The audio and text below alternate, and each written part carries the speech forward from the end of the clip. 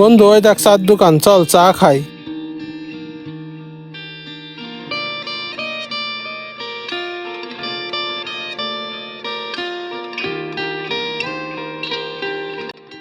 ভাই টাকাটা আমি দিচ্ছি। আরে না, তোর টাকা দেওয়া লাগবে না, টাকা আমি দিবানি। আচ্ছা চল বসি। বন্ধু চার বিলটা তো আমিই দিতে চাইলাম, তা তুই আমারে দিতে দিলি না কেন? আরে তুই চার বিল দিবি কানতে, তোর মানি ব্যাগটা দে আমার কাছে। এই দেখ, এই টাকা দিয়ে তুই বিল দিবি।